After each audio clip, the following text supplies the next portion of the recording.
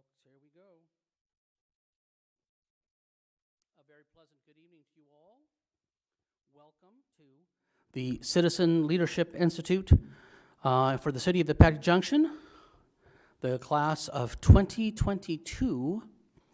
Sounds funny, doesn't it?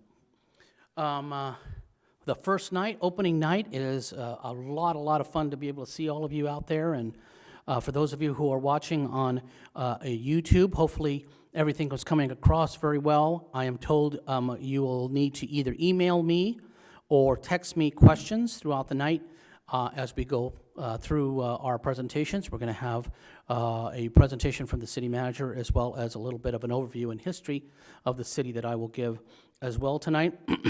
But first, I do want to welcome you on behalf of the city of Apache Junction. This is a premier class. This class now is over 2 decades old. It goes back to the very beginning of 2000, and it has been evolved into a great way to learn about your municipality, the place that you live, the community that you're part of, and is in many ways a training ground. It is a great place to start for folks who really want to get involved in their city, in their community. Whether it's with the city or with a nonprofit or just about any other group in the city, this is a great place to start because over the next 3 months, you're going to learn about all the different facets of the city, all the different elements that take up a municipal government, all the departments and functions. You're also going to learn a little bit more about the broader community as well, because that is part of the class too. And I will talk a little bit about that in a little more detail a little bit. But we do appreciate all of you taking the time, because it is a little bit of an investment of time, to come here on a Wednesday night over the next 3 months, every other week, to learn a little bit more about your city. We would love all of our citizens to be informed voters, informed citizens, informed constituents. That's the best kind you can have, because those are the ones who are able to really get things done the way they want them. We serve you. We are the government of the people, by the people, for the people, right? Whether you're in Washington, D.C., in Phoenix, Arizona, or in Apache Junction. And so that is what we're hoping to get across over the next 8 classes. Like I said, I will talk a little bit more about that, but traditionally, we have a short welcome from the mayor. The mayor was indisposed tonight. He had another meeting he had to attend, so I'll have him back in 2 weeks so he can give at least a little welcome. But we also start with the CEO of the city. We are a mayor-council form of government, which means we have a chief executive, if you will. We have a director of the city, a professional administrator, who's called a city manager, and we're really lucky because we have a gentleman who's been in government for more than 2 decades. He's an Arizona native, grew up in the town of Safford, Arizona, has an illustrious career in government starting in Texas, and then has been with the city of Apache Junction for 20 years. And the last 6 and a half, yeah, of them have been in the position that he's in now, that he's going to talk a little bit about. And he'll also talk a little bit more about what is expected of a city manager in a form of government that we practice here, which is very much like most cities in Arizona. So a couple of real quick simple things we should be aware of. If anybody needs to get up and go somewhere, all the doors are open, you can do that. Bathrooms are right through that door. There's a little hallway, men's and women's and men's. And we will try to take at least a short break in between the 2 presentations so we can get set up if anybody needs a break. Certainly, if you have a question, don't hesitate to stand up. When we get to the point where we're doing sort of question and answer, I'm going to bring the microphone out to you so the people who are watching from home can hear the question. All right, you ready? Ready. Let's get this going in that case. So, without further ado, to start, CLI for 2022, my boss, the city manager of the city of Apache Junction, Mr. Brian Powell. Thank you, Al. I don't know if this will work. Yeah. Give him a hand. It's awesome to be together on a night like this. Al, can I move around, or do I have to stand by? If you have that on, you should. Hello, testing. Okay. So one of the great things about this is you get homework again, or at least some notes from what we do. Really, one of my favorite nights of the year. It's a chance to get to meet you all. Now, Al, will you do introductions here in a little after me? Okay. So that's great. You get to be together, and you'll get to know each other as a cohort. And at the end, get a chance to come together, get a photo, and be with the city council, and have an opportunity to celebrate that kind of fun time. But I just wanted to share a little bit about me. I'm this Bryant Powell. I am, like Al said, an Arizona native. I don't know. Does anybody know where Safford, Arizona is? No? You're from Safford? Yeah. Southeastern Arizona. A cotton farming community. They got some prisons. My parents happen to be school teachers. Moved there. My mother is from Tucson, and my father is from Lordsburg, New Mexico. His dad was a plumber there in Lordsburg, and he went into music. And we grew up with many instruments in the home. He taught at Morenci High School, Duncan High School, Safford, and Thatcher, little areas, communities there, and taught middle school band, high school band. And the way it went for me is he had a tuba in the house. Nobody has a tuba in the house. And our fifth grade band director knew that my dad had a tuba, and so I didn't have a choice on which instrument. You're the tuba player because you can practice at home and don't have to carry the thing back and forth. My mother taught home ec, one of those skill sets that I wish could come back.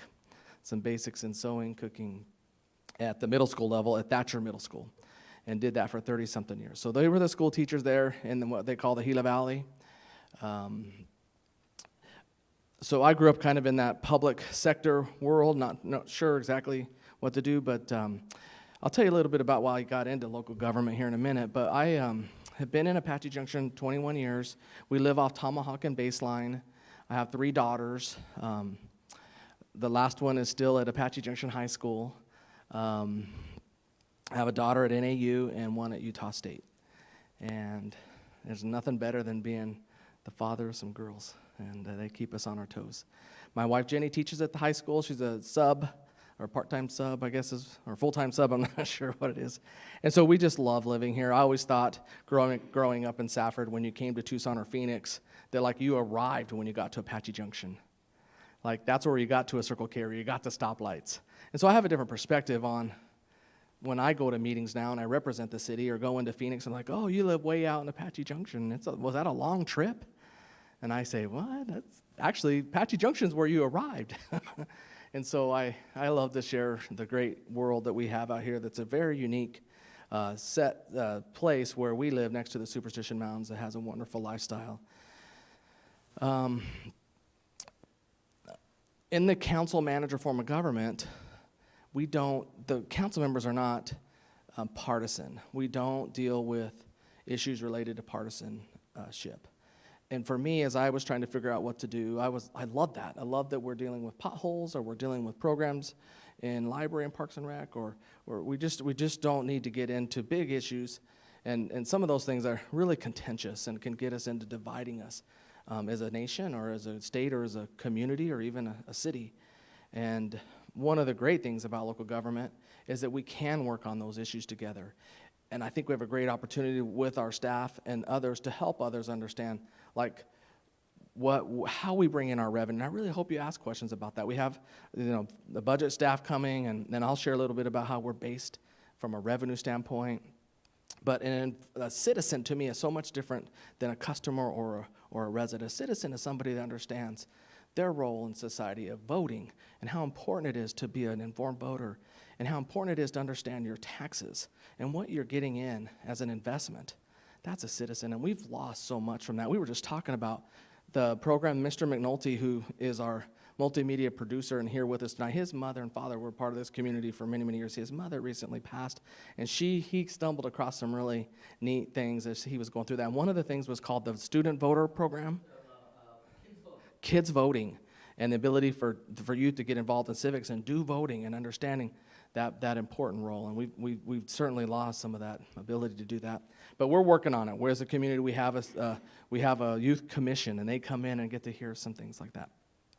When I was 19 years old, I had the opportunity to go and serve a mission, is what it's called, and I lived in Ecuador for 2 years of my life.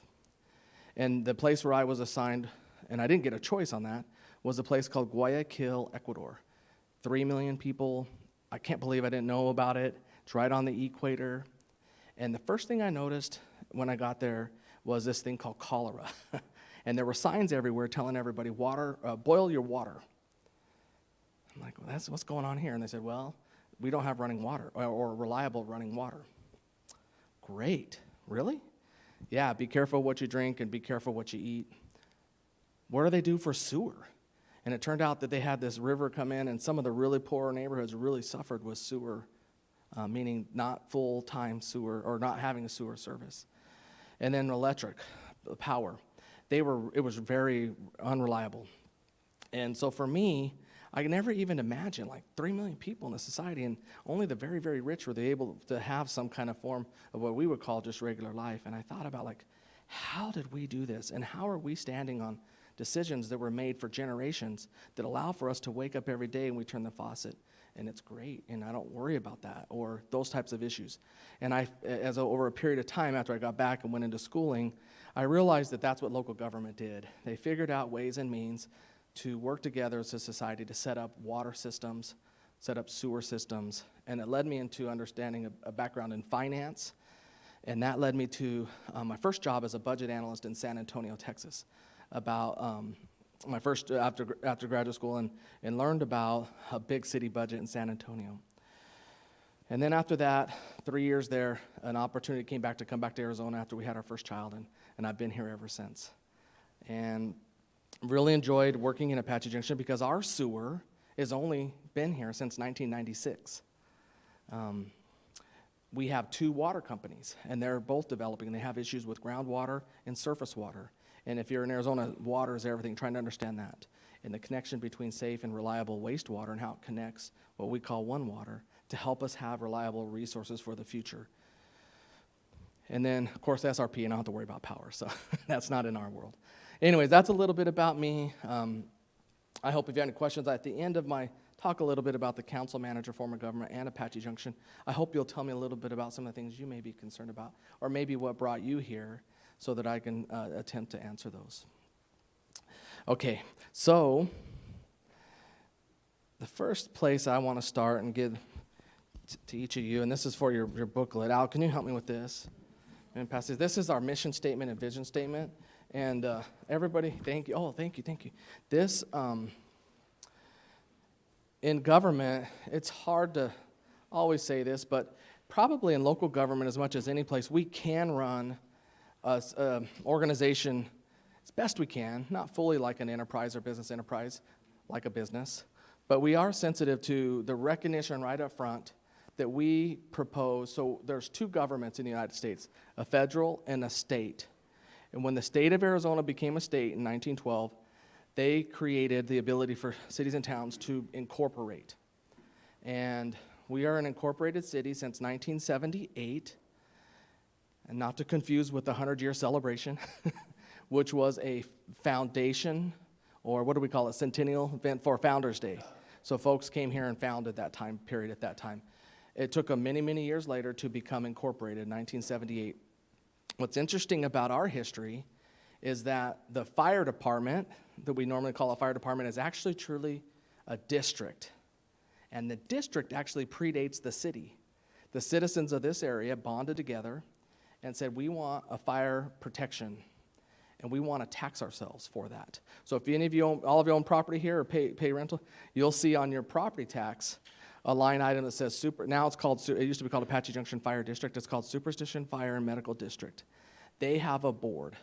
And in the Constitution of the United States and in the Arizona Constitution, it is illegal for you to not have taxation without representation, which means that you get to vote on who represents you on that board to keep you understanding of what they extract from you in your property tax. You need to know that's a lot of money. And so that's what I mean about being a citizen. One of those taxing entities is the fire district. That's usually a city government thing. It's not here. It's a unique distinction. So the fire chief is not my employee. Last session, nobody decided to run for that board. I would like to invite you, even challenge you to consider you have the ability, living in that district and who are taxpayers, to consider being on. If anybody would have ran and got some, you have to get some, there's some rules, you have to get a petition filled out. You would have been on the board and had a chance to run for it. They didn't even have an election. Similarly, another taxing entity that's created, because everybody says, my property bill, my taxes are too high, my taxes are high. They are, they're expensive, and that's why we have to make sure that the investment in there is equal to what we want to get out of it. The other one that predates the city and the school and the fire is the school district, AJUSD. Now, are both of them coming in our session this year? Be a great opportunity to learn about them. They actually predate the city. And AJUSD board, every 2 years, just like the city, has either 3 people or 2 people running. And in their case, last time only one person, there was 3 people running. And Cami Garcia got enough signatures to be on the ballot. But in theory, 2 other people didn't even get enough signatures. One of my big concerns is I'm watching over a period of time a community, a nation, a state not getting as involved as our parents and grandparents, which is a serious concern for me because what I call intergenerational equity, what I call this ability to have water and sewer, it took generations. It took commitments between generations to say, look, we're going to go invest $40 million to get this water district going or the sewer district going. And we're going to expect to pay our fair share, but not all of it. But we need all of us to work together over a period of time. As a society, as I look at it, what happens over time if we don't engage? Now, I definitely think we need boards for the Little League, and I definitely think we need boards for all of our nonprofits. More than ever, I'm saying we need to, so we're getting ready to have another city council election. We're also getting ready to have another school board election, and we're having another school district. Between those 3 agencies, there's like $130, $140 million that they spend, we all spend, I should say, it's part of us, that we have a chance to be a part of. And I just think that my audience with you is just to make you aware. I think it's an obligation that I want to share with those who would even spend some time on an evening like this to just know about. Because that's the beginning of being involved. And some of our elected officials that are on here have done CLI. Then they decided to be on boards and commissions. There's several, planning and zoning, parks and rec. But then eventually they raise their hand and go get a petition or a signatures, right? Signatures from the city clerk department, and they go out and fill those in. Our mission at the City of Apache Junction and vision statement is the following. That Apache Junction, so this was approved by the mayor and city council a couple years back, is a diverse community of natural beauty. So we wanted to highlight our heritage and beauty that offers prosperity, compassion, and forward thinking to its residents, businesses, and visitors alike. Mission, we will focus on and invest in quality of life and planned improvements for serving our residents, businesses, and visitors. So what I want to highlight in this before it gets too much, but is that the constant investment in our businesses, local businesses, small businesses, is the heartbeat of our city. The city of AJ, when you look on your tax bill, doesn't have a property tax. So when you're investing in your property taxes, there's 3 types of taxes: income tax, property tax, and sales tax. When you pay your property tax, you're investing in the county, which is criminal justice system, the health department, the sheriff lamb, that world. The fire district, the school district, and the community college district. Those 4 taxes and those 4 taxing entities pretty much are like 85% of all of your taxes. There's some other little districts that make up like a library district for the county. There's a water district, there's a drainage district, but the vast majority is in county, school district, fire district, and hey, Joel, there's our city attorney, everybody. Everybody give Joel a hand.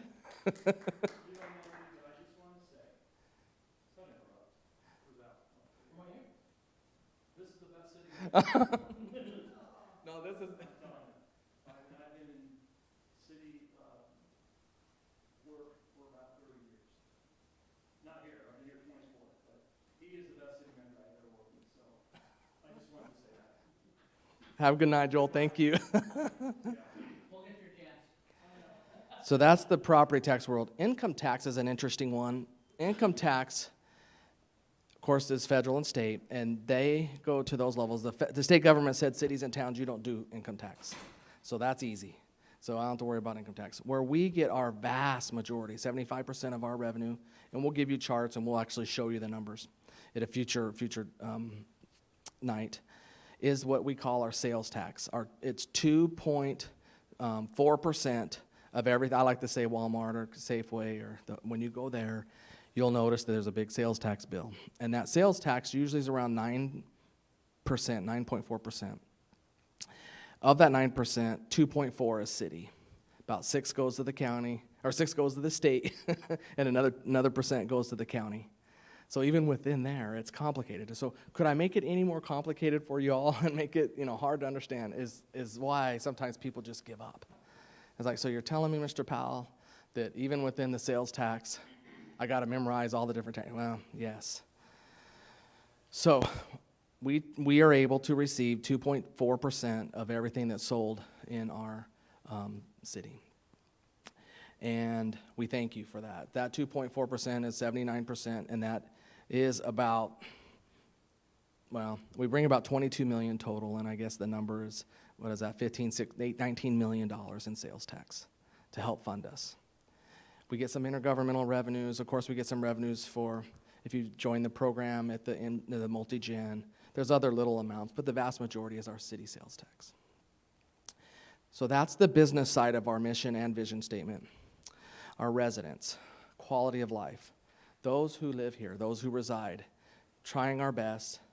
And we're under a lot of tremendous, in my history here, this is the most we've seen of people being interested in change in our land use, change in people wanting to come to Apache Junction. Arizona is right now really growing, and I mean by that, you may have heard that just to the south of us, Meridian Road and Elliott, Warner, Ray, Meridian, Ironwood to Idaho, 4 square miles, was purchased by a home builder for commercial and residential homes. The value of that land, and it still isn't developed, was $245 million. The landowner was the state land department. So we've been working with them for 10 years to get the land to the point where it could be sold, where we could be able to provide water and sewer and roads. That happened finally last year.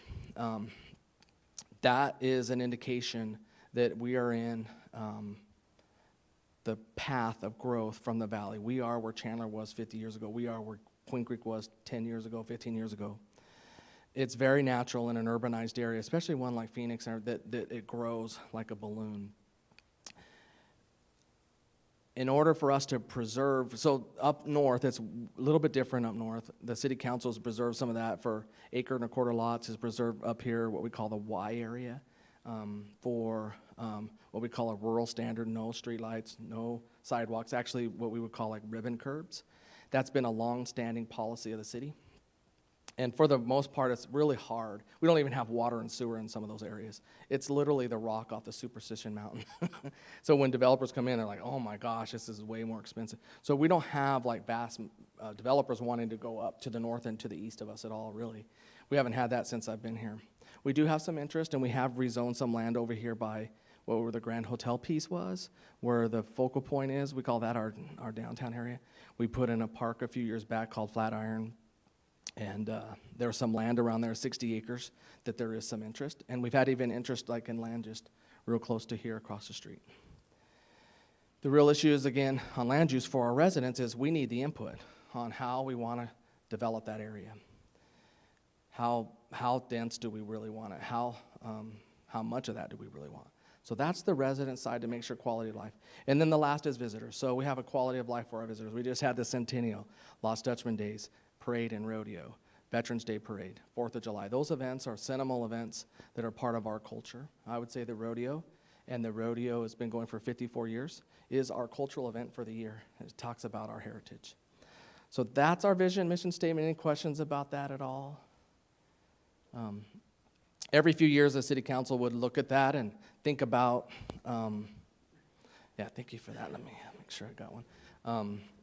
Make sure it's consistent with, let me have one of those. consistent with what is happening. One of the fun things about a local government too is it's the last form of government where, I don't know, does anybody here know one of your council members? One of your elected, I mean, personally, you probably know several. I mean, if you haven't, they're very accessible, yeah. You can see him online. You can see him, Chip carries around a phone. We just had an attorney who called him, said, I couldn't believe I actually called a city and the mayor picked up. And does he still have a flip phone now? Yeah, so he'll pick up and say hello, and it's the best thing ever. Yeah, he can text from it, you know. That dynamic between the council and the city manager. We're the city manager, and I'll start talking a little bit about the benefits of this form of government. I would say probably around the turn of the century, in 1900s, this form of government in the United States became more and more popular, and it was because of some issues of nepotism. If you watch and really pay attention, you'll notice like Chicago, New York, and pretty much every city east of the Mississippi is what they call a strong mayor form of government or a weak mayor form of government, and the mayor is the one that hires and fires the department directors. And there was evidently a time, and I don't really know all the details, but where there was a real push to move away from, hey, I know a really great guy, he's my nephew, and he should be the police chief. And I know another guy, and he really, I want him to be the fire chief. Or that really soured as a country. They moved away from and created this other form of government. So many of the cities out west, so like, except for Los Angeles, Portland, they still have a strong mayor. But like San Diego, Fort Worth, San Antonio, Phoenix, San Jose, and then all the other smaller towns have what's called a council manager form of government. So the council's elected, they oversee the policy, they give broad direction, they oversee the budget, they adopt it, and then they hire, in this case, in Arizona, the way most cities are set up, they hire a city manager. So I'm on contract, it's by contract, the city attorney, which is one gentleman you just met, and the judge. And the way I kind of look at it in our form of government is these folks are your legislators. They change city code, they legislate land use, and they provide legislative act. The judge is, of course, the judicial part, and then they hire me to oversee the executive branch. And so I am in the middle of hiring, actually, right now. I just finished, we just started on a development services director. You may have seen that we just hired, after many years of being here, Chief Tom Kelly is retiring. He's actually been in law enforcement almost 50 years and been with the city of AJ 15. So we're getting ready to have a new police chief. I don't know, it would be wonderful if they could meet him, Mr. Bravo. And then we hired an IT director. So I spend a lot of time in the administrivia world, and that can separate those powers. And so in the town, so maybe some of the things I've talked about, political leadership of the legislative body. They establish, this is your city council, establish policy, they pass ordinances, approve appropriations, and they set the vision. So we have a visioning session, and they help guide, what we want to be doing. And then they hire a manager. My role is administrative. I have financial, supervisory, and legal, or not legal, Joel does that, performance management for day-to-day operations. So the day-to-day work we're carrying out, runs through my office. We implement the wishes of the elected body as a whole. It is a little tricky when you have 7 of them. They're not, obviously the same, and they have different hopes and dreams about the city. And so sometimes we need to just make sure that we get, if we have like a conflicting issue, like, for example, some really did want medical marijuana, or some didn't, or some really wanted cargo containers in certain areas, some didn't. And that's what happens. Those are hard decisions sometimes because they're policy in nature. Really, do we really want cargo containers in every place in the city, or are there certain areas we want? So those get to come here and they decide some. Those are some more kind of recent policy things that we've kind of worked through. And then I enforce the law and we carry it out. Skipping to financial expertise. So I have the duty every year, so we establish a budget like I've kind of joked about, and it's really not a joking matter. We don't print the money. We're a creature of the state government. The state government requires us by law to send to them a balanced budget every year. And a balanced budget means that we forecast in April, May timeframe, and then by July 1 of each year, our fiscal year is July 1 to June 30th, our expectation of revenues, sales tax, intergovernmental revenue, and this is what we'll bring in, and then we show them by departments our expenditures. Departments in our city, Public Works, Library, Parks and Rec, those are some of the big ones, police, and then we have the support ones, city clerk, development services. Over time, as I've been here over 20 years, I can kind of give them trend analysis like, hey, these are some issues that are coming up. So I was here back in 08, 09, and 10 when the Great Recession hit, and almost instantly we could see our sales tax just tanking. And so we immediately started giving the red flag council, like we're going to have to make major changes. And one of the areas was in development services where almost instantly we didn't have any more growth. We didn't have any more permits being reviewed. And so we were starting to set up a system. So we don't want employees to have nothing to do. And we are not going to keep around folks that have nothing to do. So we started a system where we were going to let them start, being mutual respect, letting employees know that in the next fiscal year, revenue's not coming in, and we can work with them on their positions. We actually ended up having to let go of about 30 people over a 2-year period. It was one of the most horrible things I had to go through, and I hope we never do that again. But we had lost almost 30% of our sales tax. It took a couple years to just do it, but it took 10 years to build it up. I don't know if you ever heard the term the lost decade, but we're finally out of that. Those are the types of things that an elected official who's coming up for office or changing, they may need to know, and I can help bring that up to them. Okay, so constituent responses. We have staff who can help in our office and in the other departments to receive constituent requests. So right now, the mayor received a call about an easement where one of the residents is blocking off access to another resident. And so we do get in the middle of what I call bugger thy neighbors, where just, as human beings, a neighbor will be, just do different things to neighbors, and things will come up. And there is a role for government in that. And either our code compliance or public works staff can come in, and then we can sit down with the mayor and say, okay, here's what's accurate first. Here's what a right-of-way is. Here's where the easement. Here's where true access is. And we can sit down in a professional way. We provide those services that help people kind of work through it. And it gets it out of like a third party, or in a way that we can maybe do better conflict resolution. And the council doesn't have to be in the mirror of it. So that's kind of the next slide with divisive issues. We're going to just give the facts. We are not set up in a way where we make more money or less money or anything like that. All of our setup is completely different than that. We do have community engagement efforts. In my world, in the 20 years, there's many days I wished I was a city manager in the 80s. I hate social media sometimes because it really can drive a wedge into people and present falsehood, or what's truth and what's kind of a something. I call it the old grenade. Hey, I'm gonna get a grenade and let's just see how this rolls out in front of everybody in a thing. We're just talking about a blog. I remember the first time blogs, when people could comment on articles. So like, for example, we used to have the AJ News. And like the AJ News would come out, someone would do an article, and then underneath it, you could just make a comment. And I always thought, oh, that's kind of interesting, people make comments. But this is a whole nother world with Twitter and Facebook and Nextdoor and everything. And we have to try to monitor it. It's hard because it does make the council members' life really hard, and also our community to lose trust pretty quickly if we don't try our best to stay on it. But it's difficult. Like, just in the city, we have 7 Facebook. We have the Apache Junction library page. We have all of our department pages, which we try to be really authoritative. But then again, there's like 5 or 6 what I call areas. Well, maybe not 5 or 6. There's like 4 or 5 constant ones. Facebook, would you say? Twitter doesn't seem to be as bad.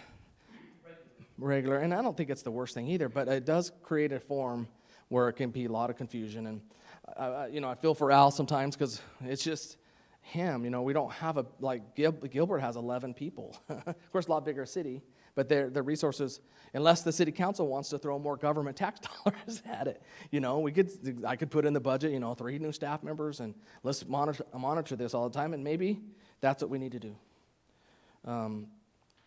We manage our number of calls per service at the police department. We manage our number of requests for service on code compliance, number of street lane miles. We stay on track of everything on that end. So we try to run it like a business. There's a code of ethics, the ICMA code of ethics. I think this is really important in my role, that all council members are equal. So if you're wondering on governance, yes, we have a mayor, we have a vice mayor, but their vote is one person, one vote. So they're equal. And when we elect, we do elect a mayor across the whole group, and then there's 3 and 3. So this next election, there'll be 3 spots available. And Vice Mayor Rizzi's spot is open, Gail Evans, and Robert Schroeder, correct? And so those are every 2 years, and they serve a 4-year term. For me, when I do reports to them about how we're doing or what, they get the same information at the same time, and then they ask questions about that. So it's this needs to be transparent and fair. Open meeting law. So anytime 4 council members are together, we have to post on our website, and we have to post on, they can't just meet and discuss. That's big time law. And so we really have to, we make sure that they're never, now you'll see them 2 together, or they may go to an event together. They've got to be even careful that way too. Like we really work on, like, because one of them, well, how are you going to vote on this? We don't ever want them. They need to come in the public. And the idea is that in a representative form of democracy, whether we have have you guys seen them online, our meetings at all? We have them online.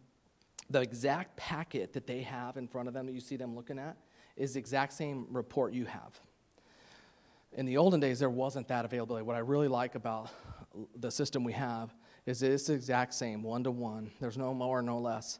Because I remember earlier when I was working here, people would be like, what do they have? Why can't we have it? There was, issues like that. There's nothing better than good old transparency. And then continual effort of mutual respect one with another with our city council members, that they have their roles and we have ours, and we are not to get into, and we really shouldn't. Like for me,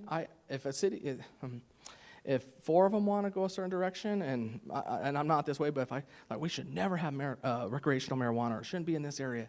Like that's not what city managers do. Our role is to give them the data, and if it's legal, and it's legal, I guess is really it, and there's 4 of them want to do it.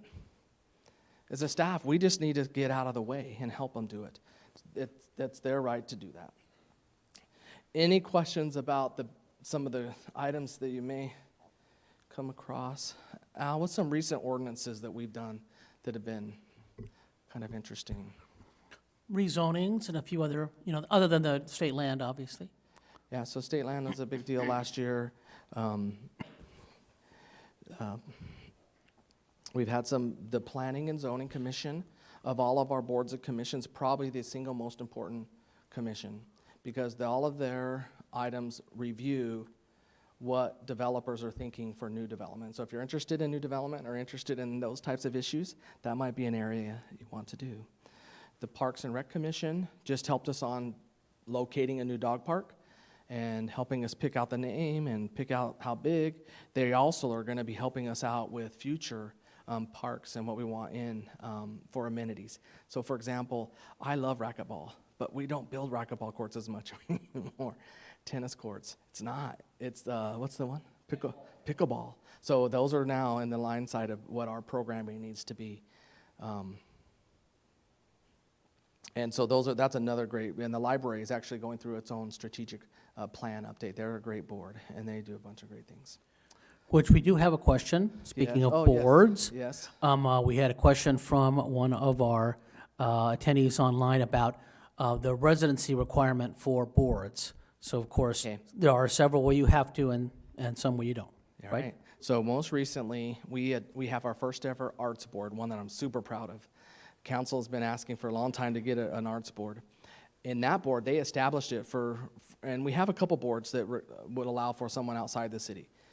Obviously, let me just say it this way: any City of Apache Junction board, if you're a city resident, that's a kind of like a no-brainer. That's kind of the first thing. But there are several boards where you don't have to be. So like on the board, Construction Board of Appeals, we actually need somebody who is I want to say architect and a contractor, and you can live outside the city on that one. The Health and Human Services Board has a spot or two for somebody outside the city. And then the Arts Commission actually requires somebody from outside the city. to be on that board. However, to be a city council member, you need to live in the city. I don't know if that helps on that one. Yes. What would that, a lot of cities have like beautification commissions or committees, and I know we have something to that effect, but what does it fall under? The question is for the folks online, did I get that right? Yeah, let me make sure I get that. Many cities have a beautification group or commission. In our city, how do we do that? Is that the question? So for us, there's really not a formal board that does that. And I'm not sure if you mean like cleaning up the city, like, or are you talking about like design review board? So like Scottsdale and many other cities have what's called a design review board that reviews the aesthetics of private property on the city or with new projects in the city. To this point, we've stayed away from that for different political reasons. There's good and bad to that. One of the good side is that we don't get into what's on somebody's private property of the paint color, for example. The downside is someone, like I remember John in Sulaco when he was the mayor, he really thought it was offensive. Now, again, these are not my preference. I'm just sharing with you my observations over the years. On the trail, we had some buildings get redone, and they painted them really bright white. And in Scottsdale, the design review board said, no, you can't. You have to do it a different earth tone. Our city has not yet done that. The idea for me is like, I kind of like it as city manager because it really avoids the whole issue of what's someone's preference. Now, if you're getting into the issue of property cleanup, we have what's called the Community Development Corporation, a nonprofit that works on helping neighbors helping neighbors. So if a private property is just getting so, well, you've been with me on a Saturday, now that I think about it. We were doing a CDC event that day. And they go in and they work with our city staff on code compliance. So code compliance is the department that sometimes is viewed either very positively by some people and by others not. But they go in and say, hey, you can't you can't have 6 cars on your front lawn, or you can't have this much of weeds growth or whatever. It can be kind of a tough job. It's one of the hardest jobs in the city. They will run into folks that are in either some kind of tough mental, can't do it, emotional state, can't stay up on it, or somebody that just is by themselves and their age and they can't do it. That's where the CDC can step in, because it gets a little tricky for us to go in on private property and decide which person gets to have the benefit of getting your yard cleaned up, right? But the CDC can. And they are our beautification group, and they've been doing some great things lately. Yeah. Now, we could go the next step. So one of the fun things is the median enhancement out in front of Harley-Davidson. I don't know if you guys have noticed, like everything east, this was something, at the time, Councilmember Surtee, but Mayor Surtee started. He really wanted that median to start getting fixed up, and that's something that's being done by volunteers. I mean, other than the city staff trying to do some drainage, the plants are all paid for by sponsorships, and the people that come and put them in are volunteer work, and our parks just kind of gets it set up for that. That is part of the focal point, yeah. And then and you're referring to another group that helped set up the Centennial this year was the focal point. I'm real interested in what their next volunteerism and group, and that's something that any of us in this room could jump in on. So I just had a few, are we okay on time for me? I just wanted to give some folks some updates. So I talked about the property tax, sales tax, income tax. Any questions about our revenue, generally speaking? Any questions? Yes, Natalie. I'll just ask, because I know from coming from Chandler and Gilbert before here, Yeah. I know when I make a big purchase that I'm gonna roll to Chandler and Gilbert. Yeah. I don't have a solution for that, how Yeah. to keep us all here, Yeah. but I'm sure that's been talked about with Yeah. experiences. How do we combat that going forward? Who can I do it? Yeah. So my guess in Chandler, so the question is, how do we avoid and try to do our best to keep doing shop local? And some residents, when they're making a big purchase, do come in, like maybe, I don't know if you're talking about like a vehicle or other even bigger furniture, yeah. Two things. One, in the world of vehicles, our city tax does steer down, actually. So it goes from 2.4 to 1.4 after like the first 5,000. So from 5,000 to 10,000, it's like, instead of 2.4, it's 1.2. I think it goes in half. And then I think it actually goes to even less than that, maybe competitive. So we try to compete in that way. But we only have 2 car dealerships. That's another issue. And then when it comes to the other issues, like We just don't have the place like a Best Buy or some of the areas, and we export a lot of their taxes that way. So one of the issues, we're not servicing our community in that way. The other thing is some council members have talked about going back to like a lower number. But every time you go a percentage, like every 0.2% is like $1 million. So then that's like, well, where do you get the million? And so then we can't do income tax. Then it's the P word, property tax. And that's not healthy. I mean, to me, it's like, I'll just share the data. Like I said, we'll say, yep, that's what 2.4 brings in. It is definitely sensitive because the other piece of that I talked about is, remember the state tax. So in Chandler, and they're in Maricopa County, the state tax is all the same. So if you go there, it might be 7% or 8%. That's because they may have a city property tax, but they probably have a really low sales tax for the city, and then they're almost none, but they have a property tax. But they also have a really low Maricopa County tax. So remember, we're in Pinal County, and our Pinal County sales tax is higher than Maricopa County by 1%. So really, it's a combination of trying to help our county grow in some ways in the right way so they can build the base. So if you could imagine if Intel was not in Chandler, and if Intel was in Pinal County somewhere, that tax base or that property tax wouldn't go to Maricopa County or Chandler, that tax base. So we have got to be more sophisticated, not in just as an economic developer, looking for just retail. And don't get me wrong, I'm glad we got a Dutch Bros, and I'm glad we got Popeyes, or it's coming. Those are retail sales tax. Those aren't jobs. Those aren't livable jobs. They're not going to pay.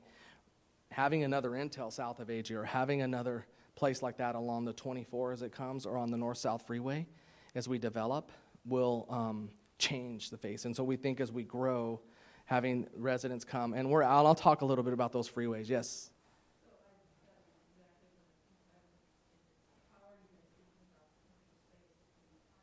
Yeah.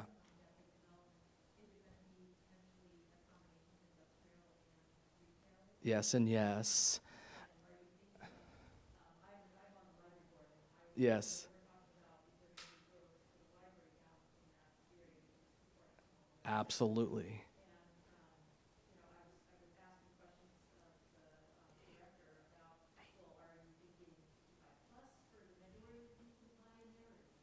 Mm-hmm.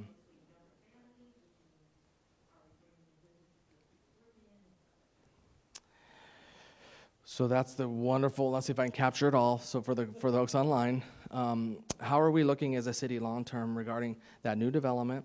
Let's talk, is there gonna be commercial? Will there be industrial? What type of industrial? And then for services like library, will there be a branch? Let me tackle the easiest one first. So in the development agreement with the developer that we worked with is D.R. Horton in Brookfield. They are going to dedicate 20 acres of land for public services. Dedicated to us. No cost to the taxpayer. In other words, there'll be the land there, and we will be able to utilize what's called impact fees towards building a branch. It's absolutely the case. So as you work with the library, you're on the library board, work with the library director on that strategic plan. Okay, what do we want in that branch? What are the types of services? What's tricky is the impact fee ordinance and the state law only allows 10,000 square feet. We're gonna need probably more than that, and we'll have to use other revenues for that. So parks will be part of that. Library services, police services, and then, of course, street and roads and those others that I've talked about. So we just annexed about 10 square miles. In the 10 square miles, 4 of them are this first development. In the 4, and the other thing for online is the question about age-restricted versus not age-restricted. Let me touch on that as well. So the 4 square miles will be primarily at first residential. However, we've zoned areas for commercial. And then just south of there is the 24. So if you guys ever gone off of where Phoenix Mesa Gateway Airport is, and there's the 24, and the 24 kind of loops and just ends at Ellsworth, this summer, that road's going to go all the way to Ironwood. We as a people voted in about 5 years ago a half-cent sales tax for, in the county, not just the city, but the whole county did, for a regional transportation system. So it's very similar to the Maricopa system where you have a 101, a 202, a 303. Well, that revenue stream is in litigation, but if it gets through the courts and it passes, it's a 30-year tax, guys. It's going to bring in like $600 million. And 2 of those major projects are in our area. One of them is a north-south freeway that's going to go basically where Mountain View Road is, if you guys know where that's at, kind of that alignment on 60, and just kind of go southwardly towards Florence, or towards, I would say south. And then it's going to veer towards the CAP and eventually get to Coolidge. It's actually called the AJ to Coolidge, and it will be another reliever route for I-10. All of the land around that will be preserved for what we call commercial industrial jobs. So if you ever go, there's 2 places that I love to describe.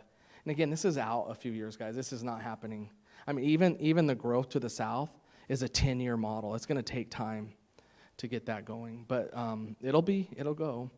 If you've ever done in Surprise the 303, if you're going to Vegas and you go that way, you'll see these big, huge tilt-up concrete buildings, and they're really for jobs. And then the same thing around Phoenix Mesa Gateway. If you're ever on the 202, you just see these buildings, and that's what's a vast majority, at first anyway, those people that live will kind of work right there. We in Pinal County have to fight for that. We have to put the 24 across, and we're designating that all there for employment, so that our future residents don't have to go way into Tempe or even further for work. They can just go down, instead of kind of going the opposite, instead of coming up Ironwood, there's 30,000 cars, you guys probably have seen it, that come up Ironwood Road. We have accidents every day or if you follow the Facebook, on Guadalupe and Ironwood, or Bayside and Ironwood. There's just so much traffic. They will be able soon to get off on the 24 this summer and go into the bigger regional system. That's Santan Valley. What we're trying to do is set up our land uses so that we won't have to, 10, 20, 30 years from now, have to rely on getting in a car and going all the way in.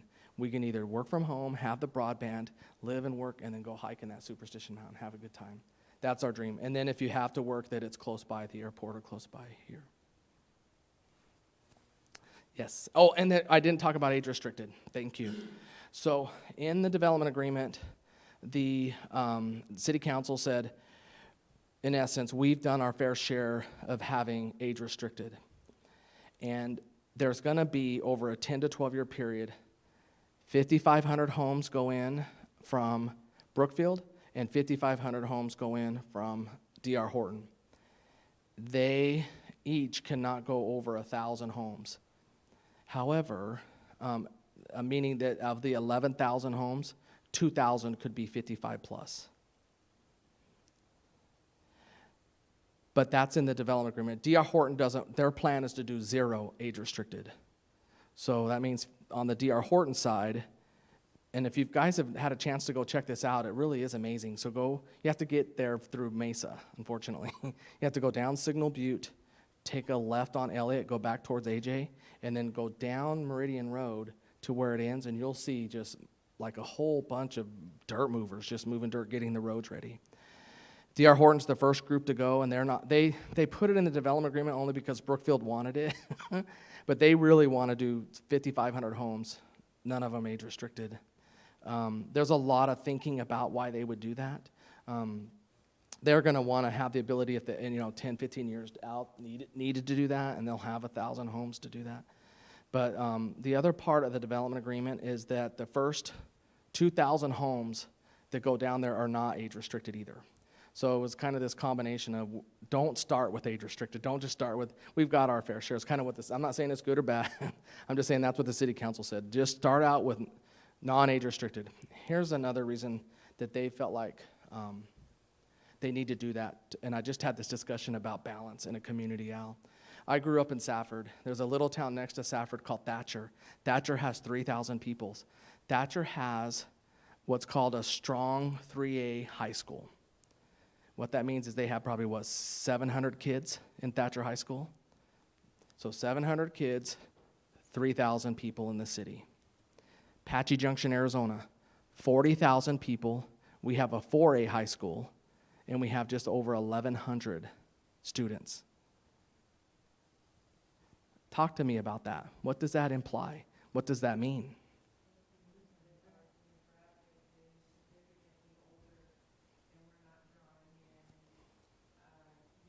Yeah. Sources of revenue for city taxes, younger workers, that businesses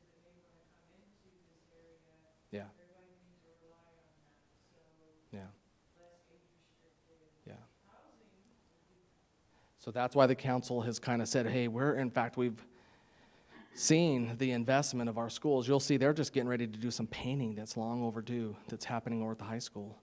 And yes, they have a property tax at the high school, and I'm not an expert. And then is not Dr. Anderson, they have a new attendant. Heather Wallace is coming. It'd be a great question to ask her, like, what's more important to you guys, the property tax or the number per pupil? Because like a movie theater, you've already invested your debt service in the building itself. You've already invested in turning on the lights. You've already invested in the whole getting the liability and everything set up. Same like as a plane ride from a business standpoint. If only 10 people are in the theater, you're only getting revenue from 10 people. Well, if you've got like all these schools and they're only 1/3 full, and so if it's better to bring in students, younger families, and bring in other folks that come in and can stay here and not, want to go anywhere else. We have to create that, though. We have to create a school system that's really awesome. Then they've already their per capita number, 5,000, 6,000 kids, really does benefit the community at that point. They've closed schools, you guys. They closed SMES, which is our long-standing school on Ironwood Road. They built Four Peaks, and now the old Four Peaks is done. They closed. I don't want to get in that. It makes me depressed. All my girls went there, and actually they do good. They do the best they can. But anyway, that's why we went that route of trying to really encourage families. At least the council did. And so these will be vastly much like if you can consider some of the master plan communities that we've seen in the valley. It'll be like that. At the same time, we're growing around here. Up here by City Hall, we've had some developers come and look here. We had a land use issue across the street that are bringing in townhomes. That took a long time. It took like 4 months to go through the P&Z, if you guys follow that.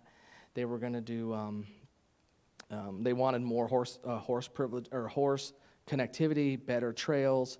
They went from 2-story to 1-story. They made it more southwesterny. These are the kind of things that the P&Z made them do.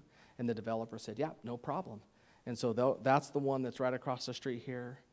Lennar Homes is going in across the freeway. Where I live off Tomahawk and Baseline, another developer is putting some homes in off Cortez and Baseline. I don't know if you guys ever go down there, but there are another 200 homes. And so those are just some homes that are coming in, and none of them are, they're all single-family homes, and they're all what we call non-age restricted. Yes? The two bigger, Lennar and that other one, the 500 homes, those are just those are home ownership. These are rentals. The ones on Southern and Meridian are a new product.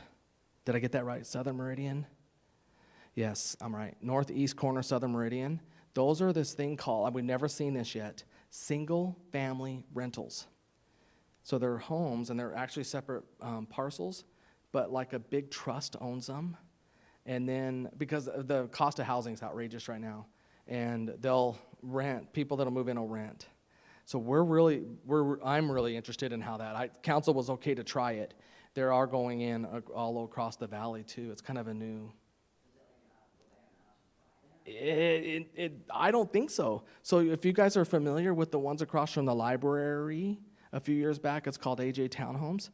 The answer is yes. Those are an option to buy, at least to purchase. These on Southern Meridian, and Superstition they'll be rentals, but they're condos. They're not like single family homes though, that are rentals, but they're still rentals. Yeah, so anyway, it'll bring people in, they'll build the base. Building the base is part of the answer. And that disposable income that we're watching. I don't know if there's any other issues you guys would like to talk about. BLM, we have a ton of BLM land around Apache Junction. Both our rodeo grounds, our Silly Mountain, and Prospector Park. If you've ever gone to any of those parks and rec facilities, we have a Public Purpose Act lease. We pay $1 a year or something like that to be on their land. So we've never had to invest in the land, but the mayor and council are interested in purchasing some of the BLM land near the rodeo grounds so we can do events. So it's slow. So if we think a city government is slow and we think a state government's slower, BLM is just super slow. So we've waited a year for them to give us an appraisal, but they've given us direction to move forward. So 20 acres up by, up near the rodeo grounds, like the rodeo grounds itself and around it, so that we can make it more into an event center. Equestrian shows, those types of things. And then we could own it because the Recreation and Public Purpose Act in the federal government that we sign when we do the dollar, the unfortunate thing, they got you on the hook, you can't do any for-profit event. So you can't have, like, for example, a regular concert and have, so we have this new thing that we're starting in Flatiron called the Blues and Brews Festival. It's really our first ever ability to have, like, a private company come on our city park and, like, charge people 10 or 15 or 20, I don't know what they're gonna charge, to come in and have a real event, you know, that type of event. We have lots of events, don't get me wrong, but an event where you're gonna pay to do that. There'll be other issues that come with that, I'm not sure we'll be ready for, but there's the, you know, that ability that if you wanted to use the rodeo grounds for private purposes, and we'll be able to, once we buy it. So next year is the next fiscal year will be the year to put money in the budget. It has to go out to auction, and then hopefully we're the only ones bidding, and we pay appraised value, and then we own it. Yes?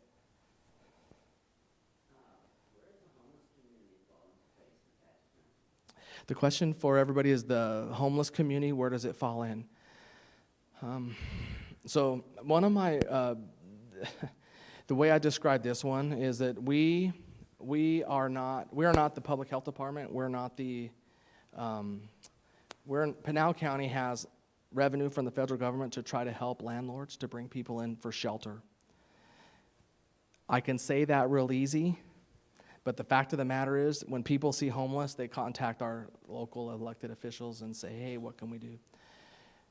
The situation with homelessness as compared to, for example, Orange County or Seattle or Portland, for you all, as what I've seen, thank goodness I'm a city manager in Arizona, because I don't know what I would do there. I probably would lose it, because the policies that are set up in those states make it very difficult for a local government to exercise any right of what I call common decency for people to live, you know.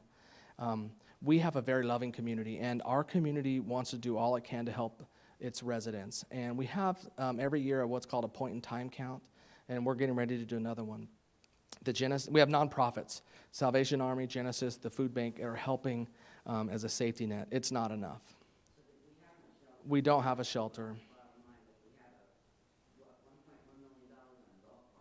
Right. Yeah. Yeah. Yeah. Yeah. So the question is, so we can afford a dog park for 1.1 million, but why can't we get a shelter going, or why don't we do it? So let me talk about revenue for the dog park. The revenue from the dog park came from people who moved here in the last 5 years. And when they moved in here, they pay this thing called impact fees. Any of you have moved in here in the last few years, you know what an impact fee is. It's what growth pays for itself. That's what pays for your new library. It's legally bound by state law that when those types of revenues are collected, so when we have our finance person come in, Matt Busby, maybe I'll have him focus in on what's called fund, F-U, not fun, fund accounting. So when these residents move in, they pay $1,000 per home for a park, $1,000 per home for a library, future library. They pay $2,000 for street and roads, and then they pay about $800 for a future police substation. When I talk about growth paying for itself, it's that ability for future residents to have the same amenities that these current residents have, and not expecting current residents to pay more in taxes to pay for that new park that's going to be needed down south. The residents down south are going to be paying heavy for those future parks down there. The city council could not have used that revenue, that 1.1 million, for anything other than a park. They could have been, it's an illegal expenditure. It could have been a human park. Yeah, it just needed to be a park. Yeah. Yeah, they just, yeah. That's one for your legislative branch. It had to be a park, that's all I can say. It couldn't be a shelter. Unless somehow you could define a shelter as a human park. I don't know. But the city council has been actually working for a dog park for like 20 years. That just has been in their public policy to try to have. They also want a BMX park. They also want more paddle. That's next. I guess that's the part I'm trying to understand is Yeah.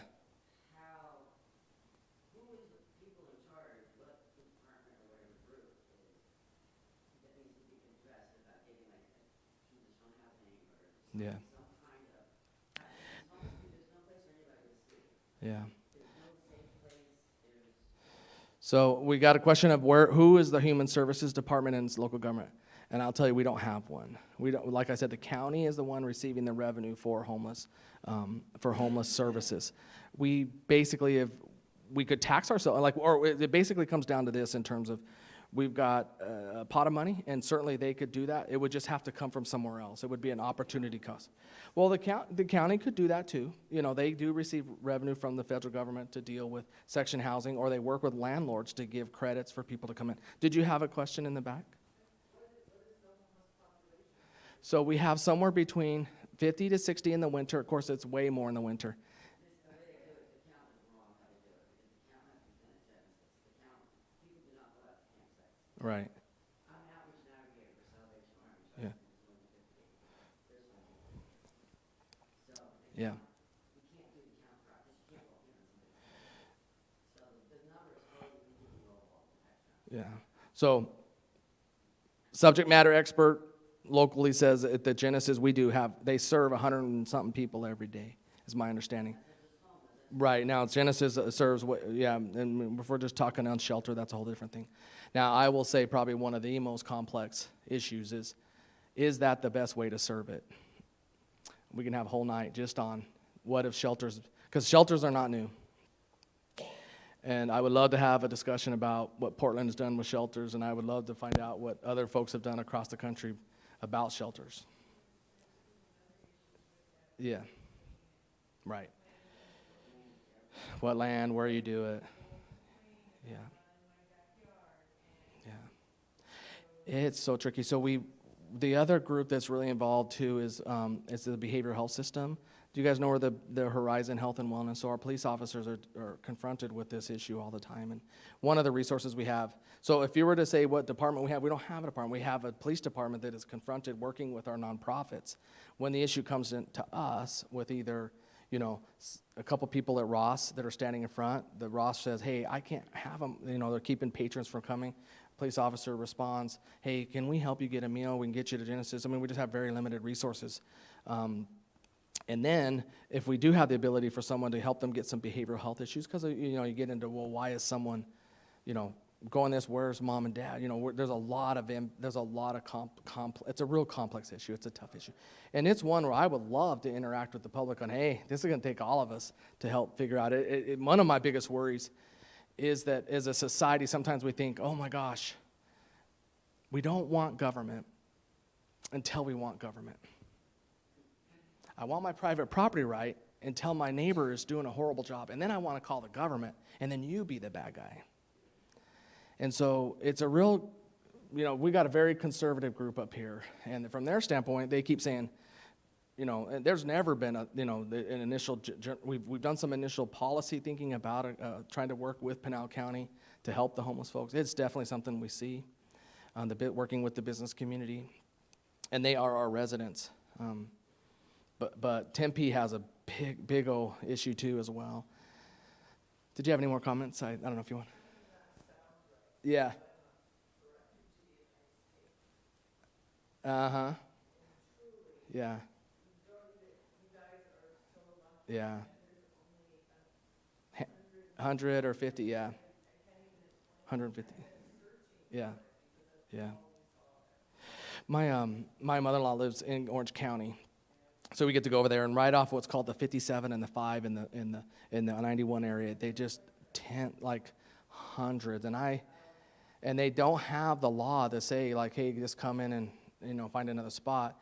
And then what ended up happening in their case in Orange County, and this was really interesting, the county supervisors, the county level said, hey, we're going to build a shelter and we're going to decide where to do it. Who was talking about NIMBY? Not in my backyard. Yeah. Said, we're going to put it in, let's see, San Clemente? No. That's a really rich area. That'd be like our Paradise Valley. No. Let's put it in Santa Ana. Santa Ana, of course, is the city that was there at the beginning. It's the oldest city, And the city of Santa Ana said, basically, F you. We're going to sue all of you cities and towns, and we're going to sue the county. And I'm saying that is the last thing we want to do as government, is get in a big old fight, because you're not helping anybody. So it's a very complex issue. And if we, I don't know if you guys know Gail Evans. Gail Evans and Robin Barker, they've been elected officials here for a long time, and Gail's still on. They definitely are trying to figure out ways and means to help support what we call wraparound services, transitional support housing. Churches have a huge role too, and the salvation is such a big part of that. And Struble, Councilor Struble, does a great work out there. But the ability for the resources are not as strong. You're right on that level. Yeah, I feel it's a tough deal, and this right now, this time of year is really tough. Genesis, do you work with the Genesis group or what? Horizon Health all the time, yeah. All right, any other questions? I'm trying to think if there was any others. Landscape in the median, we talked about that. Growth to the south, all right, that's enough. Questions? Okay, yeah. We can definitely show some maps and show some other things. If you ever need to get hold of me, I live off Tomahawk Base. Come see me. I'm around here. I come talk to me anytime.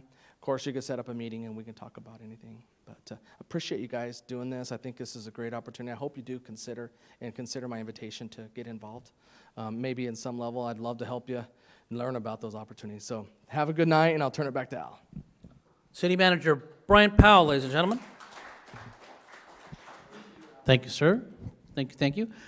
Let's go ahead and take a very short break, bathroom break if you need to go, again, in the hallway, and then we'll get set up for the second part of our night tonight. We'll try to get you out here without too much trouble. Al's going to keep another hour, right? No.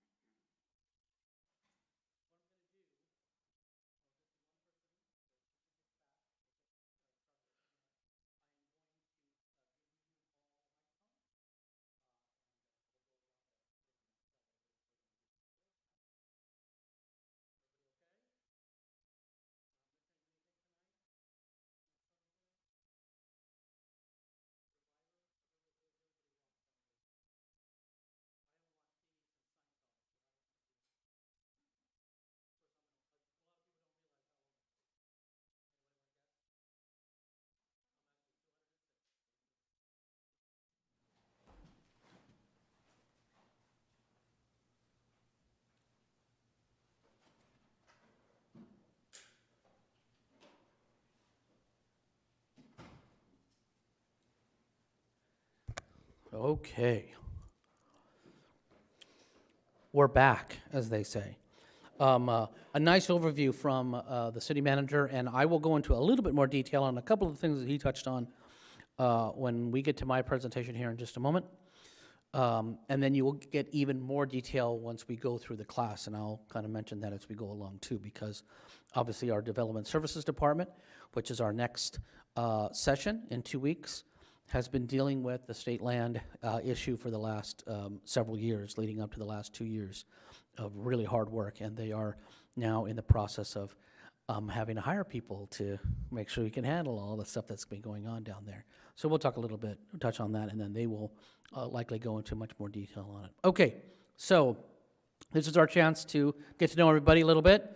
I'm going to pass the microphone around to everybody so the folks at home can say hello, and maybe I'll ask them to at least email me or text me a little bit about themselves, and we'll try to share a little bit of that as well. But I do want you to please say your name. If you think you live in Apache Junction, you can say that. If you know you don't live in Apache Junction or not sure, you can also ask that. But a little bit of the connection you have to the city. You either work here, live here, volunteer here, or have some other connection. Please let us know about that. And maybe a little bit of what brought you here, how you either came to find us and or how you came to want to take part. Just to get a little flavor of everything. And we'll get to know each other a little bit more as we go along through the class. So, Carol, you ready to start? Okay.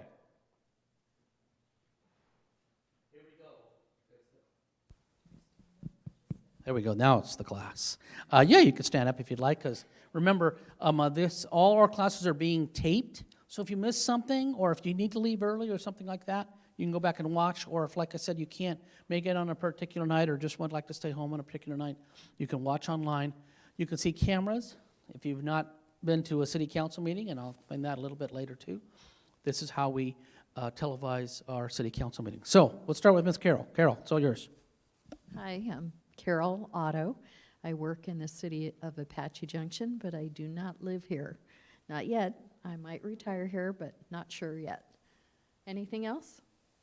Other than what brought you here? Oh, I just really wanted to learn more about the city and learn more about government as well, because I'm not as knowledgeable as the previous generation in my family, so I thought this is a good time to learn.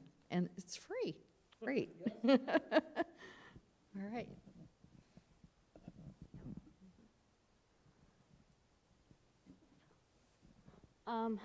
Hi, I'm Michaela. I live in AJ, just barely, but I do live on the side of the line. And this week was my 3 years here. So I did a program back home when I was in high school, very similar to this. In Indiana, so I wanted to learn more about the community here since I've decided to stay and see what all AJ has to offer. Where in Indiana? Hendricks County, Hendrick County, where is that? the west side of Indy. West side of Indianapolis. Okay, very good. A Hoosier. I was a Hoosier long before you were born. So, anywho, I've been out here. My name is Natalie Ackerley. I do live in AJ, also coming up on 3 years. I'm an independent health insurance agent, so I've been building my business in AJ and Gold Canyon. And I got recruited to this meeting by Brian Powell because I'm in Superstition Mountain Rotary with him. And so I had the corporate career, and I'm like, I don't understand city government, and I have used some of the city council meetings as a sleep timer to go to bed, and I thought, well, maybe I better check this out. So that's why I'm here. Well, welcome. There you go. That's pretty funny. My name is Ken Noland. I work for Brookfield, who is the developer of the land that's in the south that they've kind of been talking about there. So I am from Seattle, Washington, been there, worked for state government 28 years, retired, came down here, we moved out here. We're just outside of Apache Junction. So my role with Brookfield's community representative, I work in Eastmark currently. So as that transitions over, I'll be transferring over here to Apache Junction and Superstition Vistas, which is the name of that development that's going to be out there. So, yeah. He's going to be in charge of that pink or red area, am I right? There you go. Hi, I'm Bob Pulford from small town northern Minnesota. A few years ago, I had the opportunity to find someplace warmer. I've got family in Las Vegas and Maricopa. Spent time in both of those places and just accidentally ended up in Apache Junction and fell in love with it. And here I am. Cool. We'll start the back and work our way front.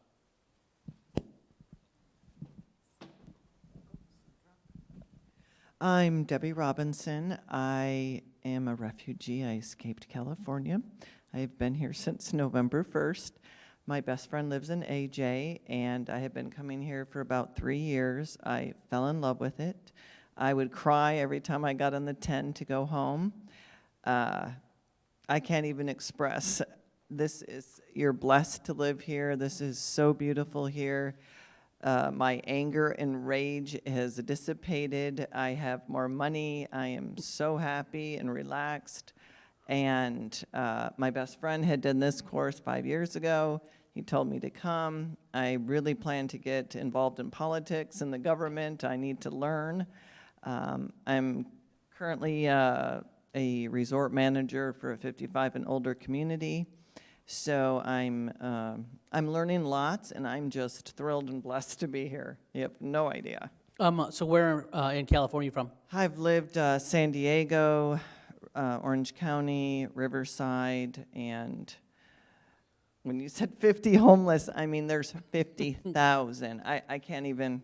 Yep. And I was very involved with homeless in church there, and it's just too much. I can't even explain. And can we ask which Sure. park you work at? I'm with Cobblestone Assets, and I've been going in between several parks right now. Oh, So I'm okay. trying to find where I'd like to be. Fair enough. Okay. Lisa Sainer, and I'm thinking that I may be one of the oldest residents in here. I've lived in Apache Junction for 37 years. My little brothers started kindergarten here, and we have never left. It is, the Superstition Mountains has always been a driving force in what brought us out here.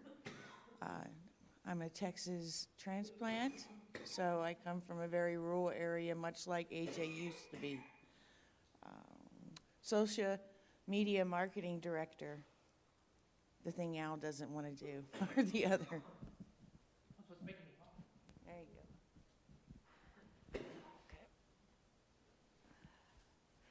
go. My name is Cheryl Hall. I am a recent transplant from California. I was living up in Napa, so a little bit different area. It wasn't that there wasn't homeless there, but it wasn't as bad as it is in SoCal. However, I am really an Arizona native. This is like my third time back, and I basically will be staying from now on. My family goes back 3 generations here. I had grandparents who were born in Arizona right at statehood, so we have a long history in Arizona.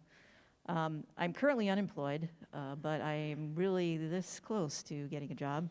And my work is really in HR, so I do all of what I call the fun side of HR, which is engagement, learning and development, the stuff that doesn't have to do with compensation or compliance. Those are the stuff I don't want to do.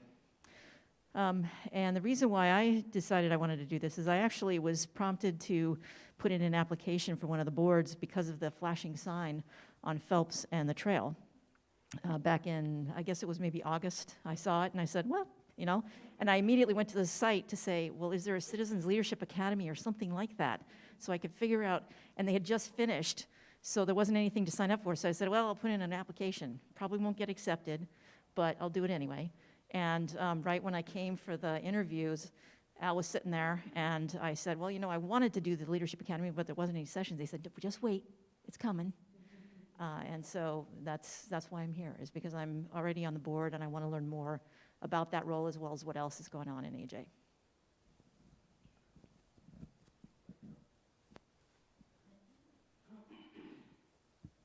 Hello, my name is Carol, and I live here, I work here, I volunteer a lot here, and this is going to give you a giggle. He gave me a giggle.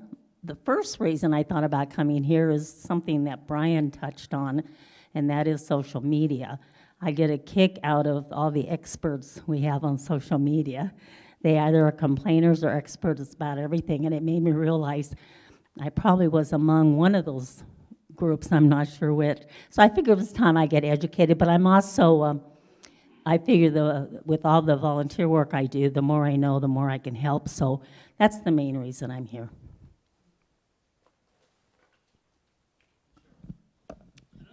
Another Cheryl. I'm Cheryl with an S. Are you an S or a C? No, I'm super special. I am super. You can take that however you want. So I've been in AJ for 15 years. I am a business owner. I have an aromatherapy business. About 6-7 years ago, I became aware of the homeless problem. So I started getting involved on a volunteer level. My passion is the homeless community. I get what you're saying, but like, look at the size of California. That's why. So like, you know, the population, there's a lot of people for the size that we're in. My feeling is everyone deserves a safe place to sleep. So as I do seasonal work with Salvation Army, and part of my job is outreach navigator, I do a lot of volunteering in Apache Junction as well, but with all the nonprofits that serve the community. So I'm here to learn how the city's run, because I don't know how the city's run. And who do I need to talk to? How can I want to make a difference. Like that's the mark I want to make in Apache Junction, is to make a difference with the homeless. And I'm hoping that going through this program is going to help lead me to where I need to go. Jim Freeman, entrepreneur, a world-class traveler, 38 countries so far, about 150 more to go. Been to every state, every province, territory, Canada, both islands of New Zealand, every state and territory, Australia, Japan, all of Western Europe. Always been interested in politics and government. Been trying to get in this program about 10 years. I do live on the west side of Meridian now, as of 10 years ago. So I like to get out here in the summer and go to places. So we'll see what this classes lead to. Thank you. Even if you're west of Meridian, we still accept you.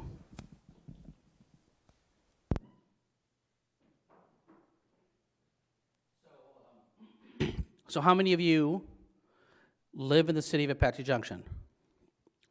And are you sure you live in the city of Apache Junction? When I show you the map, I think the map's coming up here somewhere. You can take a look.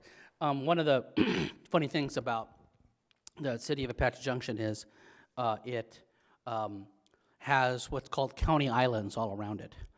And it also has a funny thing that the post office has done to us, which is there are people who are outside the city limits, west of Meridian, but east of Signal Butte, who have an Apache Junction address, but don't live in the city of Apache Junction.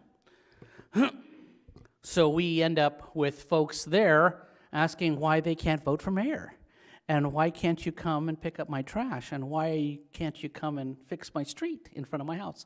And they are either in Maricopa County, an unincorporated area of Maricopa County, and sometimes they're in the city of Mesa. So it's always good to make sure you know where you are, because it does make a difference on who represents you. In the case, of course, of the city that you will learn throughout the class, it's the 7 people who sit in the chairs behind me on every other Monday and Tuesday, the first and third Mondays and Tuesdays of every month. Excuse me, as your city council. So a very important part of this. Now, we do have, as I said, 4 people who are taking the class online, who are at home. One of them is a couple, Chris and Ashton Simpson, who said they are sorry they couldn't make it tonight, but hopefully they will be here in person at some point. They just moved to Arizona, they just moved to Apache Junction area 3 years ago. They're natives of Arizona. They live in a county island, and they wanted to learn a little bit more about local government and getting involved in that. So that's why they are in the class.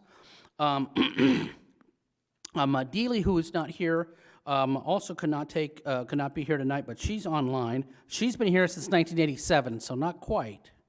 Close, she said. And only 1 year outside of Apache Junction. She lived in Gilbert, she said, for 1 year. But she purchased her first home in Apache Junction in 2010, and she serves right now on the Parks and Recreation Commission, and she wants to learn more about the community as well. And I know we do have at least a couple of board members, correct?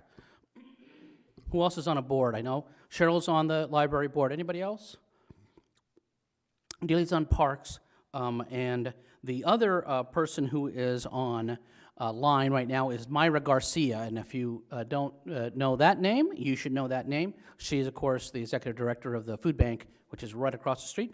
She actually is a native of Douglas, Arizona, moved to California, came back to Arizona, moved to AJ in 2006, went to Gold Canyon, and she's been in Gold Canyon since 2013, she says. She's hoping to try to educate herself a little bit more about the city. She's, of course, been with the Superstition Community Food Bank, and so we work very closely with them, of course. They're right across the street. And as one of the things you will learn is there is a small part of the budget that is set aside for our nonprofits, and our nonprofits apply for and get a little funding from the city every year. It's a very, very small part of the budget, but it is important nonetheless. And so, excuse me, she was one that asked about being on a board, but not necessarily living in the city. That's why I was asking who lives in the city. One of the things that comes out of this class, in a lot of ways, are people who like to serve on the city boards and commissions or other boards within the community, and there are several. There's, parks and libraries and planning and zoning, but there's also a couple of nonprofits in the city, of course, that the food bank, for example, and I will have Myra at the end of the class talk a little bit about the food bank and their board. There are a number of other nonprofits, and the last class of the session,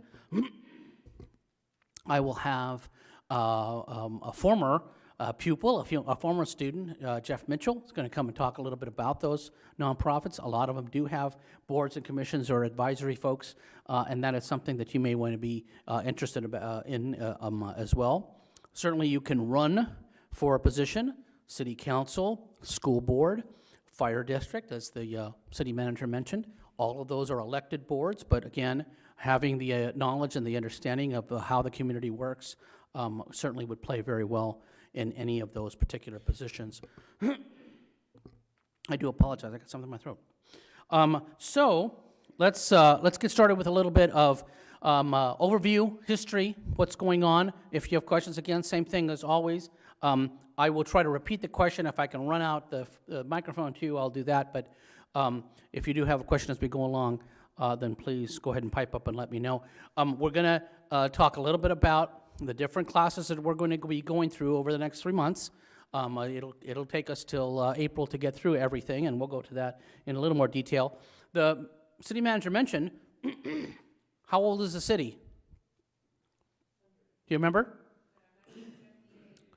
Wait a minute, we just had Centennial.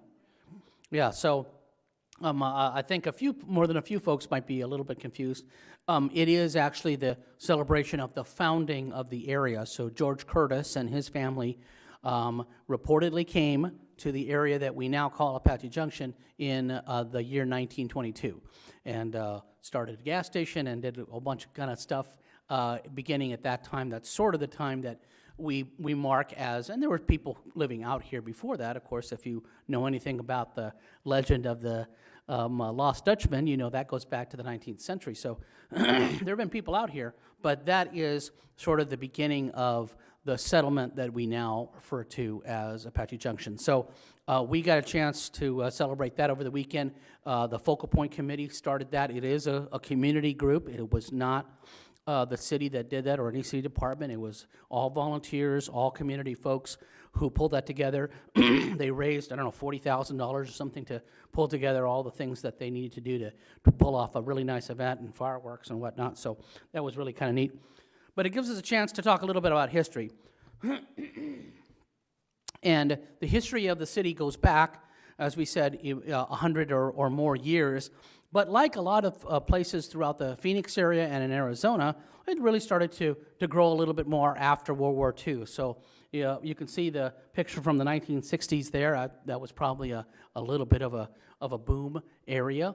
And then by the 1970s, the city folks were really starting to galvanize and wanted to try to bring together a little more formal sort of situation and organization. So the city did become a city, incorporated in 1978 after several chances. This gives you a little idea of what the city might look like from above, but even that picture now is almost 20 years old. So, but I can tell you that our city is evolved in a very interesting way.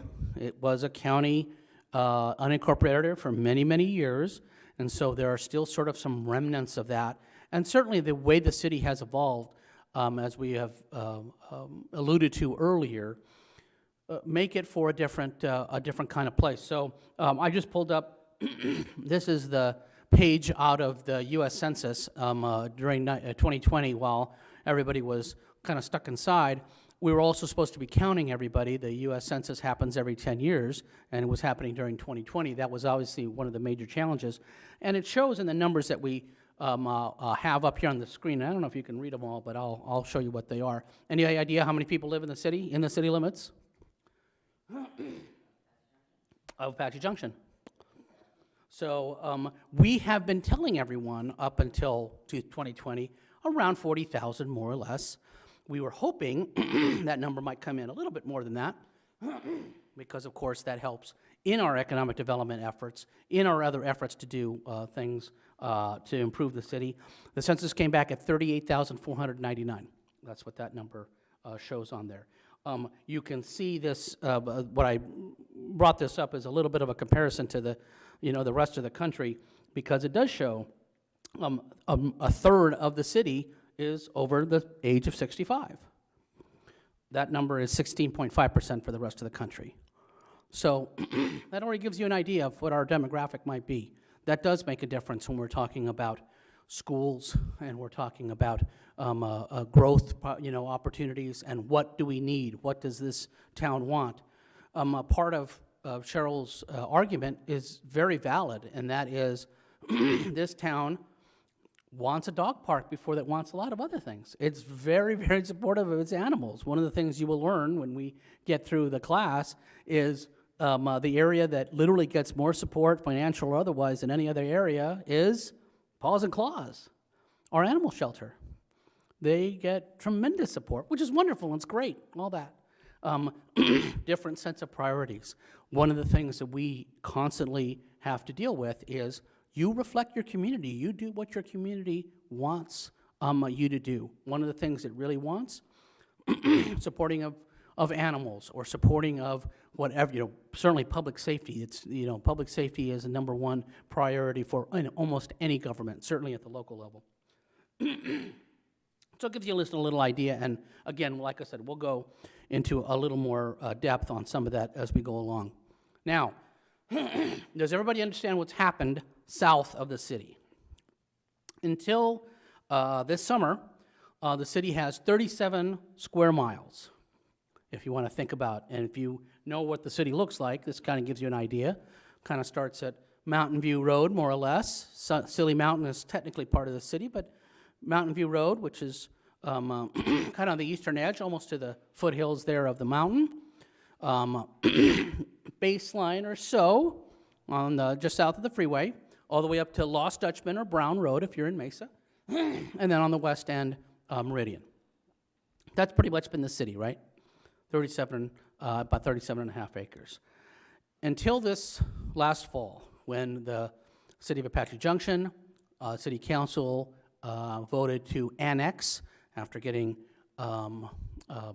permission from the state land department, which owns all this land, to annex about 7 square miles or so, 6,600 acres, south of the city, all the way down to, like the city manager said, where the 24 is going to go, which is around what would be like Pecos Road, I believe.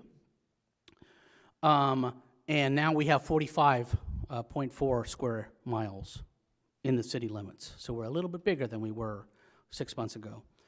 That is to accommodate the development that we've been talking about. That development, of course, is right now called Superstition Vistas. I don't use that term too much because that's a confusing term.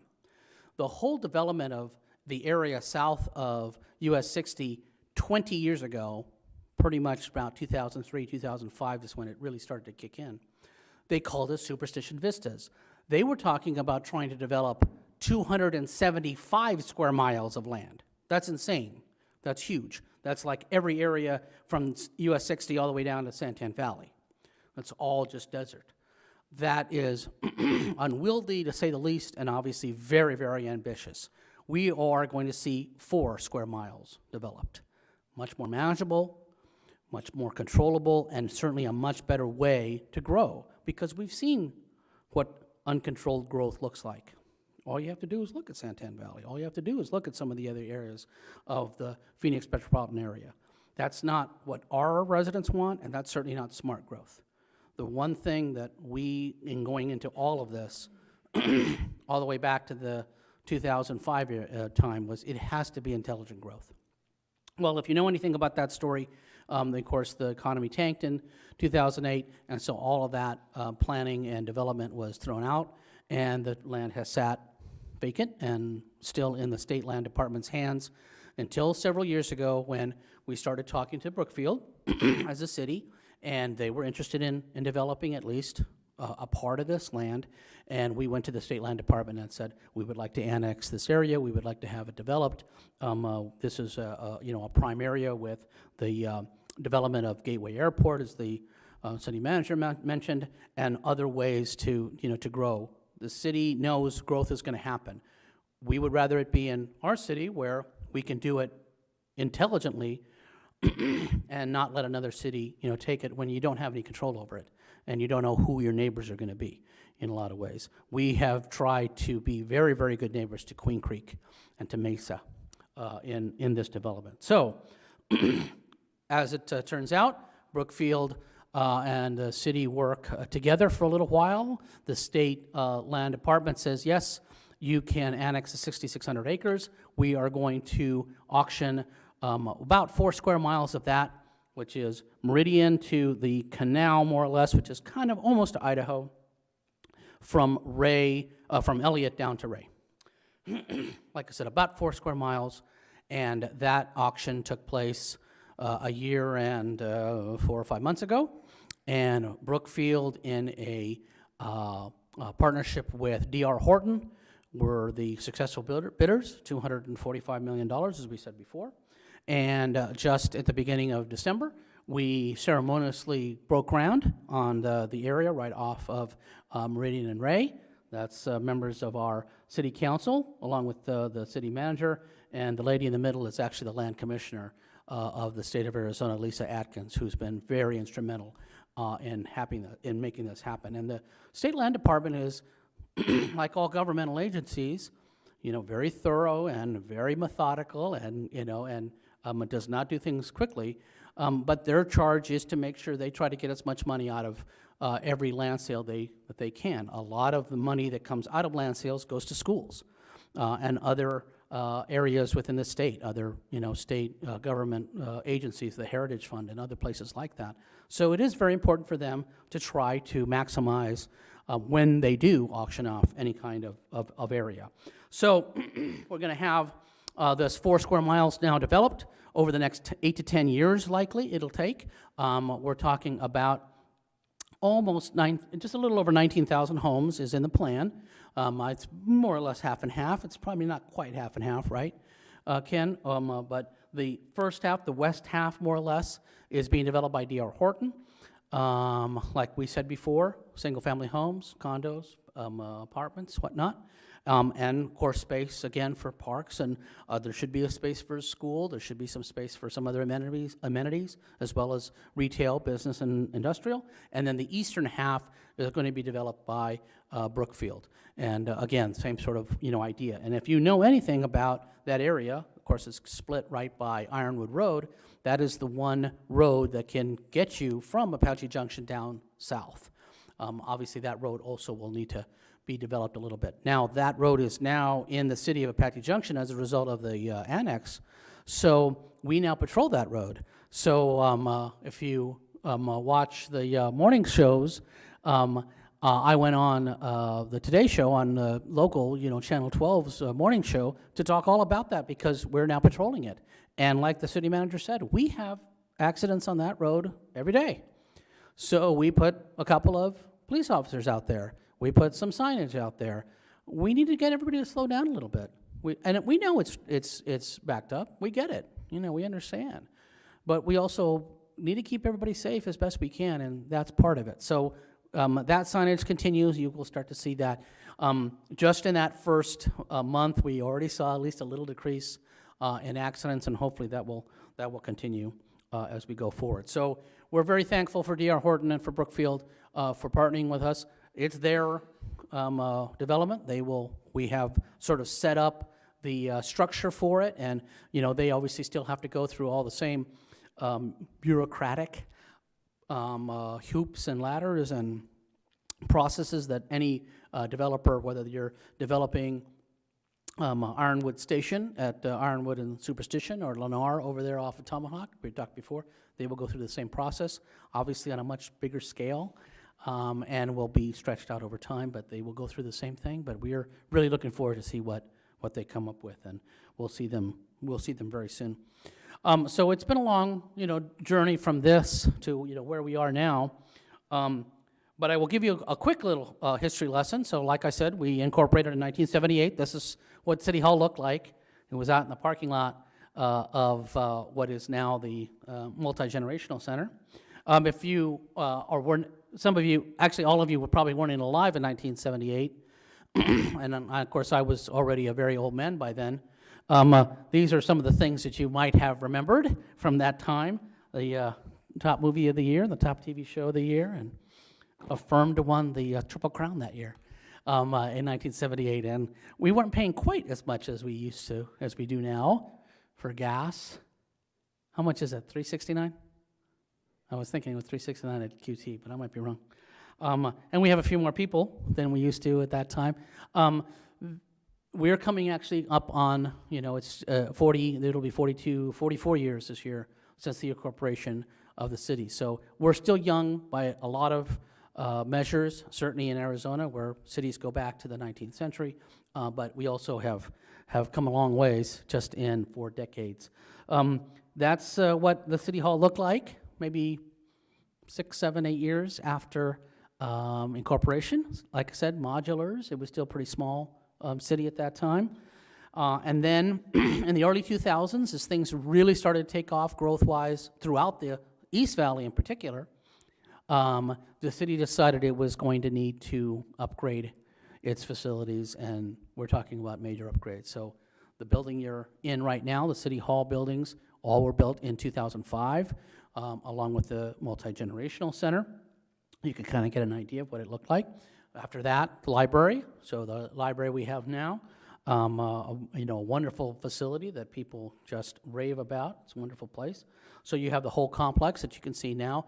I don't know if anybody has been to the other buildings or other events or programs or classes in the city.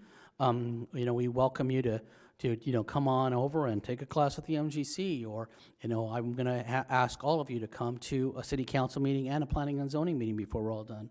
We'll do that right in here. And then our offices are right upstairs. So if you need to come and see the city manager, because you need to come and see the city manager, complain about the public information officer, then you can go right upstairs and you can see him. Also, of course, our city clerk's office is right next to us, our development services and water department. We'll talk about water. Water is essentially quasi-municipal.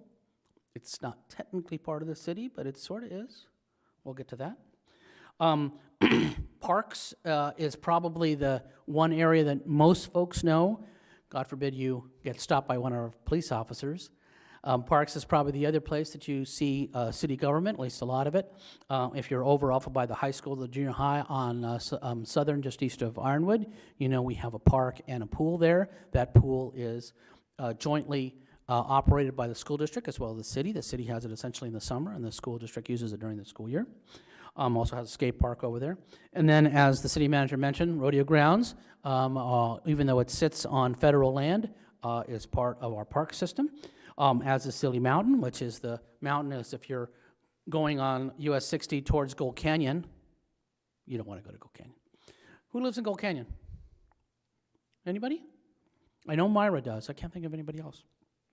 You hit Silly Mountain. Silly Mountain's not a real big area, but a really popular hiking area, especially for those who are just starting to get hiking. Some really easy trails and some a little more difficult trails, and make for great views of our city as well as the rest of the Southeast Valley.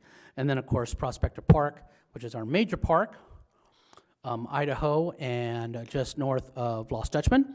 It's got softball fields and soccer fields and basketball courts and playground and some areas out there, and that's where the centennial of celebration was held on Saturday. The other, of course, big park that I'll get to here in a second is Flatiron Park. Flatiron Park is now essentially our main park.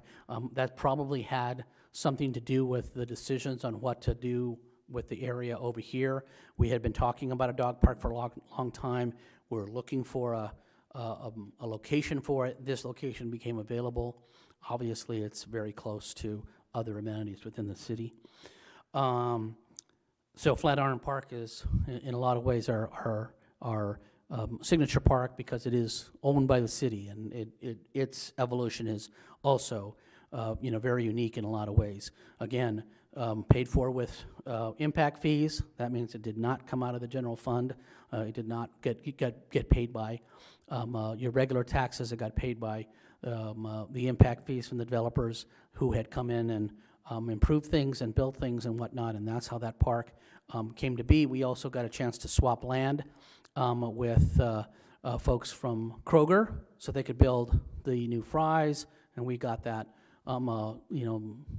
parcel of land so we can make a park. And now, like I said, almost all of our major park events certainly are happening in that particular park. That is part of economic development, which you will hear we'll have a whole section on that coming in a couple weeks. That's not the next class, that's the second class in February.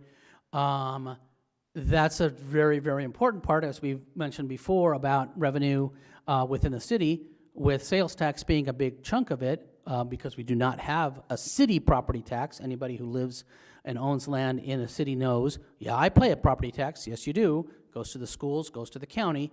None of it goes to the city.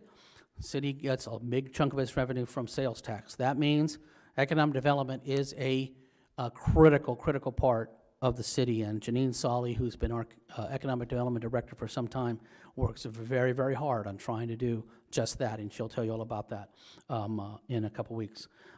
We're getting at least a little more retail, as you can see, Popeyes and some more housing developments, and there's plans for additional residencies along Idaho between here and the trail. So we'll see how that goes. That's all part of a downtown plan that was developed a long time ago. It is probably in the process of being updated. There's so many opportunities in downtown, but if you said what downtown was and you asked me what downtown was, that could be a whole discussion in and of itself, because we don't have a traditional downtown, certainly not like Mesa or Glendale or Gilbert or Chandler. Is the trail downtown? Is the focal point area downtown? Everybody will have their own, sort of idea. So that will be part of her discussion when she comes and sees you, like I said, in February. There's Flatiron Park, so if you haven't been to an event over there, right on North Apache Trail, it's right across the street from the True Value Hardware store and Taradiddles and the little strip mall that's right there as well. Up until the last couple of years, one of the most controversial, if you will, projects that we've had is the roundabout, right out here. Just walking distance from the City Hall. A lot of folks traveled 88, and the State Department of Transportation, of course, oversees State Route 88, even though it's going right through our town. They manage it. That means from the US 60 all the way up here on Idaho Road, technically is a state road. They are supposed to patrol it. They handle all the signal lights. Yes, we get lots and lots of complaints about the signal lights on Idaho. We have to call ADOT, say, maybe we could tweak this. And one of the things that they saw, of course, was that intersection that used to be there on 88 and the trail and Superstition, and it was decided by the state that a roundabout was the best way to address the traffic that goes through there rather than a traffic light, which is much more expensive and a much different thing. And since the roundabout has happened, I think we've had one minor accident in that area. So we would certainly count it as a success. The other major project going on within the city right now, of course, as we've said before, Dog Park, right on the corner of Superstition and Idaho. It is actually going to be sitting on county land. Here's another great opportunity for us to be good partners and good folks working with another government. The county has a whole complex, of course, over there. That's where Supervisor Surtees' office is, and where the assessor's office is, and county offices throughout there, and even a state Department of Motor Vehicles office. And so that area, if you have been here for any length of time, you know whenever it rains, what happens? It floods. It is a retention basin by accident in a lot of ways. One of the things you will learn about this city if you spend any time here and learn anything about geography is that the city was built with washes going right through it. And it makes for very challenging, geography in a lot of ways. We have lots of areas that can flood and a lot of areas that we really have to, pay attention to, even when we have just a regular storm. So they came up with a way to engineer this, so it is going to take the rainwater and it will take it around the park, and so we won't have a little lake there every time we have a major storm. It'll drain off the edge and whatnot, and of course it creates a place for folks who have four-legged pets to run around off-leash. It's the first off-leash park that the city has ever had, and it's the next closest one I think is like 50 miles away, so that makes a difference as well. Now, over the next 3 months, you're going to listen and you're going to hear about all the different parts of the city. I try to break everything up into sort of areas as best I can. Normally, we would go right into budget, but our assistant city manager is not going to be available, so we're going to tackle development services right away. As I said, everybody to complete the class needs to attend at least one city council meeting and one planning and zoning meeting. Yes, you can see them online. Yes, obviously you could come in here and visit. Just give me the heads up that you're coming so I can say hi, since I'm usually here. But that way it's part of it. Development services is the planning and zoning area. Some places it's called planning and zoning. Some places it's called development services. It handles all of that, planning, zoning, building safety, all of that. It also has revenue generation, revenue development that we've talked about before. So there are two actual nonprofit groups within that city, within the department that the department oversees.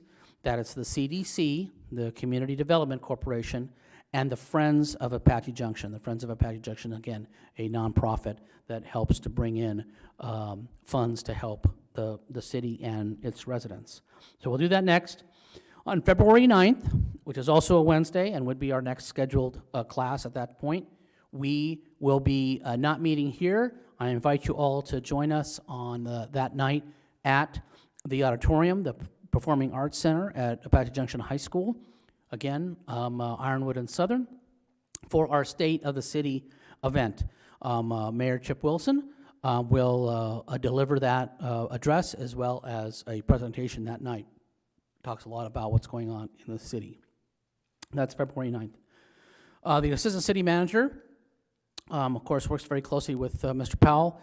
His name is Matt Busby. He will talk all about budget on the 23rd of February, along with economic development and a couple other things that are planned for that night. March 9th, we'll talk about our Public Works Department. Public Works handles all of our roads, sidewalks where we have sidewalks, and curb and gutter and all of that kind of fun stuff, a lot of projects that they do. And then, of course, we have a water district and a sewer district, both of which are technically not part of the city. The water district has a separate budget and a separate situation. The city council sits as the water board, and the water district within the city actually only serves about a third of the residents. The rest are on Arizona Water. Arizona Water is a separate company. And most of the city actually has is on Arizona water, so we will discuss that night. And then, of course, the sewer district handles sewer service for all of the city and goes up into Gold Canyon a little bit, or on your way to Gold Canyon in that area as well. And so we'll talk a little bit about both of those. They have beautiful new plants over there south of Baseline. We'll talk about police and the municipal court on March the 23rd. The animal shelter that I mentioned before, Paws and Claws, actually falls under the police department, so you'll hear about that night. On the 13th, we will get a visit from Heather Wallace, who's the acting superintendent of the Apache Junction Unified School District. She will talk a little bit about what's going on there. There have been in transition again, and they do face a lot of challenges, not just because of the demographics, but a lot of changes in education. You know, the emergence of charter schools, certainly the emergence of homeschooling over the last couple years has really changed a lot of that dynamic. So she will address a little bit of that. We'll also hear from the parks director as well as the library director that night. Kind of fun stuff that goes around in the city. That's the second to last night. Then City Attorney Joel Stern that popped his head in, and City Clerk Jennifer Pena will come in and wrap things up that last night, along with me and Matthew McNulty, who is sitting back in the media room that's right here in the hallway off, who makes everything go. He has been here for 20 plus years and is one of the most knowledgeable and really one of the most talented multimedia people I have ever dealt with. And I've been in this business for more than 30 years. I started in the late 80s as a reporter, believe it or not, and have gotten a chance to see a lot of stuff, and I've spent more than 20 years in government, and he is without a peer, to say the least. So he will also talk a little bit about how we go about, communicating and getting everything out to everybody on that last night. We also, like I said, will ask Myra Garcia, who is part of, like I said, of the class, to talk a little bit about the food bank, and we will also have Jeff Mitchell come and talk about nonprofits. So we'll do a little bit of that at that last, and along with that night also, I do believe we'll get a visit from Marianne, I can't even pronounce her last name, thank you, the new CEO of the Chamber of Commerce, and she will likely come over and do a short presentation as well. Okay, so where are we here? That's the state of the city. Make sure you have that. We had a question. So Chris Simpson, who is one of our folks online, was asking about county islands. Are there any plans to incorporate them within the city so they are better represented by local government? So the way incorporation works, and this is a good thing to point out because I know we had this question with Gold Canyon earlier. A majority of the residents of that area have to vote for incorporation. So if a county island, and we'll just take one as an example. So right off of that Tomahawk and southern area, there's a little chunk in there that's a county island. It was never in the original plans for incorporation of the city, and so never was brought into the city. If those residents wanted to go and vote, and a majority of them said they wanted to become part of the city, they could do that. And there are, of course, pros and cons. No matter how you look at it, they'd probably save a little money in trash because, believe it or not, people in Apache Junction pay less for trash than any other city in the Phoenix metropolitan area. But there's also other concerns with that. Again, property taxes don't really change because you're still part of the county, and there isn't one for the city. But there are other consequences one way or the other. So yes, that would be something that has always been discussed, but does really have to happen almost at the grassroots level. It has to happen from the community itself before that can happen. The city certainly doesn't go in and say, we're going to incorporate you. It doesn't work that way. Okay, other questions up to this point? Which one? We can do that I'll do that for you already, but please let me know if you are or can't make it or whatever else. We are planning on streaming that as well, so you could stay home and watch it from home if you needed to.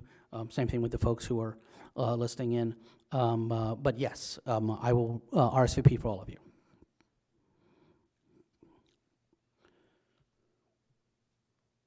Anybody going to use a dog park? Ms. Cheryl?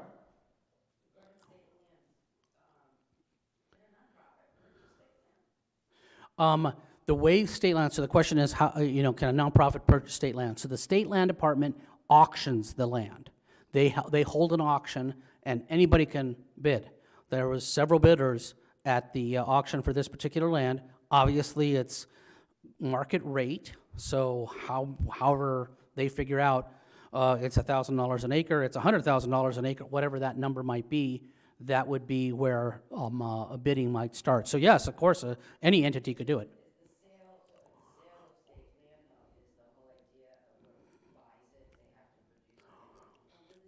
No, that is not part of it. What's part is there has to be a plan. The state land department isn't just going to auction off a piece of land and just hope somebody does something with it. There has to be a plan attached to it from the get-go, which that means we're going to build homes there. We're going to build, an office building there. We're going to, whatever it's going to be. And the state land department would have to go along with that before they even planned an auction in the first place. So, let's say a nonprofit said, we would really like to build, a shelter on state land. They would go with that plan to the state land department, and the state land department would have to say, yes, that, piece of land, should be auctioned off, but you would be in the same competition with other folks who might have a different plan. Well, sure. So it'll come under our Parks Department. We will monitor it. We'll have a park ranger who will be assigned to that, along with the other duties they have to do.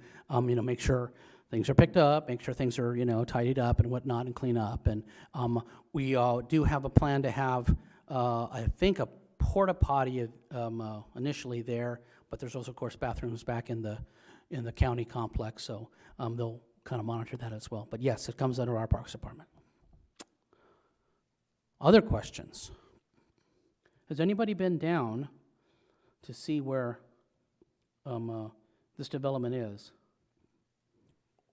Anybody been down there? It's still all desert, although that first part has been completely cleared off, so it's free of all the desert. If you go down Ironwood and you look to the right, if you're going south on Ironwood and look to the right, you can see it. Now, Ken, do you know when your side, has it already been cleared, or is it in the process? You're starting this month, so you'll start to see that. And I think it'll be maybe a year, not much more than that, before we actually see, some stuff up off, out of the ground. One of the things that we worked on with them and our developers over time is how we put in all that infrastructure.